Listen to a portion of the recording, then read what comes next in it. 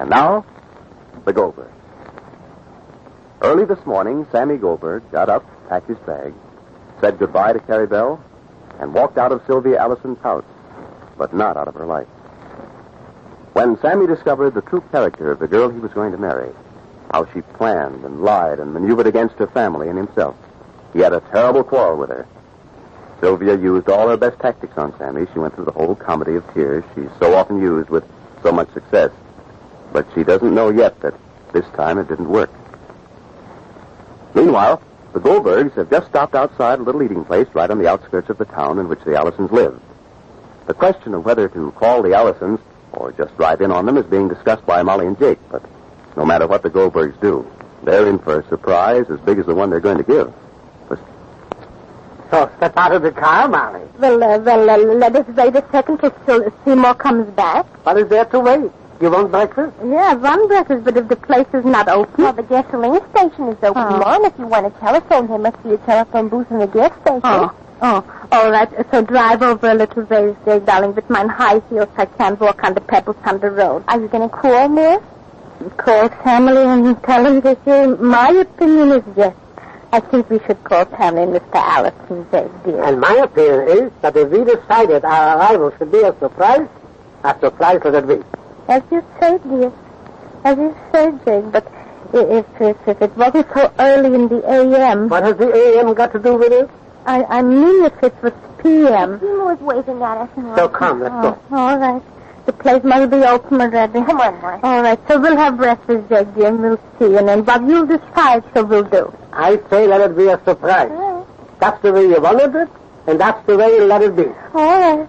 But I'm thinking, Jake, dear, that the surprise is going to be on the other foot. What do you mean? I mean, if we call, if we don't call, the biggest surprise we'll get.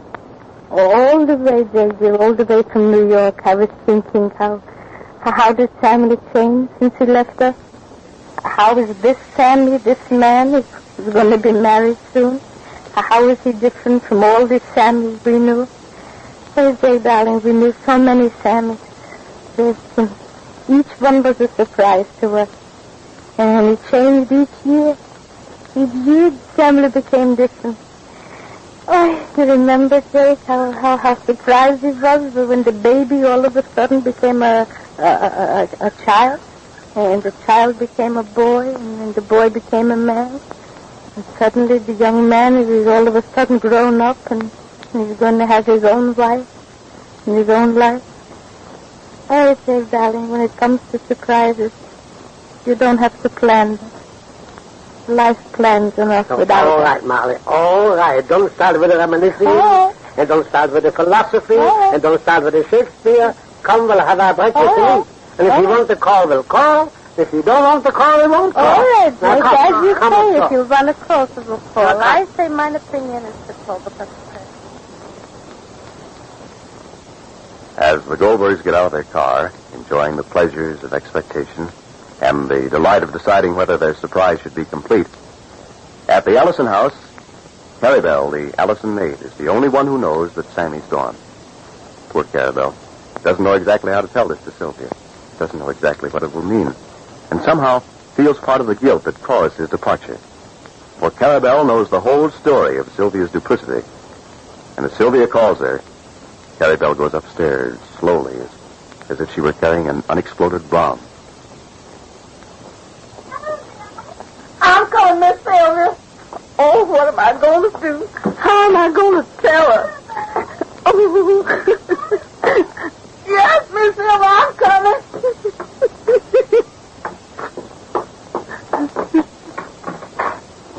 Come in, Carol. Good morning, Miss Sylvia. Carol, Mr. Sammy isn't up yet, is he? Miss Sylvia. Carol, I don't want you to remember anything you heard last night. Nothing I said, nothing you heard Mr. Sammy say to me. When people quarrel, they say a lot of things they don't mean. Promise me, Carabelle. You didn't say anything to my father when he came home, did you? Miss Sylvia. Did you want to know why Sammy went to bed so early? Do you want to know why I didn't? Carabelle, always remember, I'm going to take good care of you. Miss Sylvia. Oh, Miss Sylvia. Miss Sylvia. Miss Sylvia. I can't tell you. Look at me. Miss Sylvia, I don't want to be the hard luck one. I don't want to be the one that have to tell you. Tell me what? Tell me what? Sammy. Sammy. He's gone, Miss Sylvia. I tried to talk to him, and I tried to tell him to wait. What do you mean? He's up and left, Miss Sylvia. What? Sammy. Gone, Miss Sylvia. All you said was goodbye. Goodbye. Here's something for you. Goodbye. Clarabelle.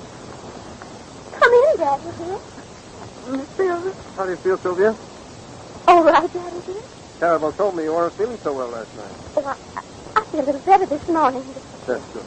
Good. Clarabelle, go down and fix breakfast. Tell Sammy I'll have breakfast with him. And fix me a glass of boiled water and a pitcher of my coffee. Yes.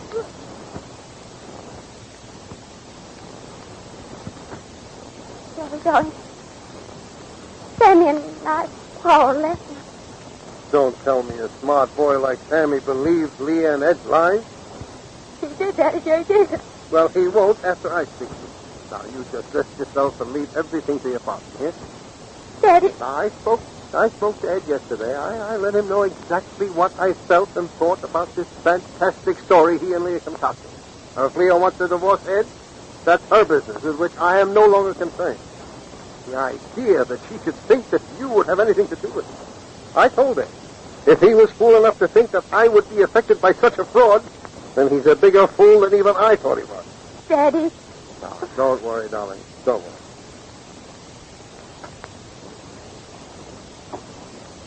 Who is it? It's me.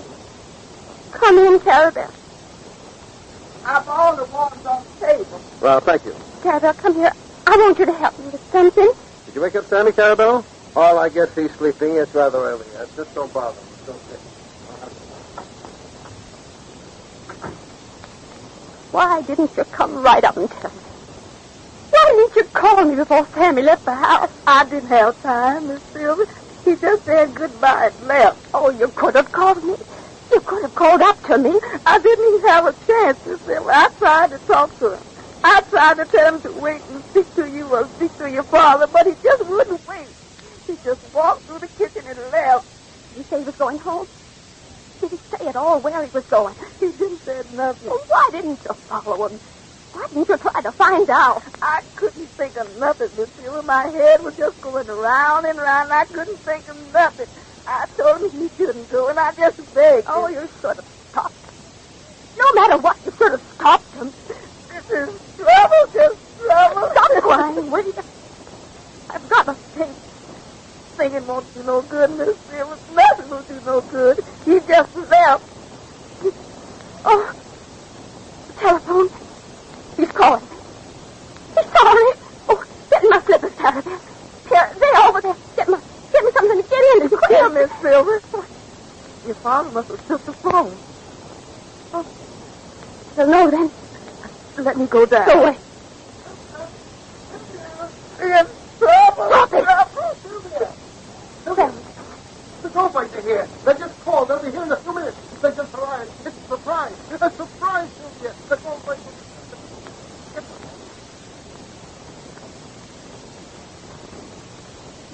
But it's going to be a greater surprise than Mr. Ellison thinks.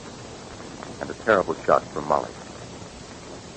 What will Sylvia do now that Sammy's packed up and left? Be sure to listen again tomorrow to the next episode of The Goldbergs. Sylvia doesn't give up easily because she has too much to lose. This is James Fleming saying goodbye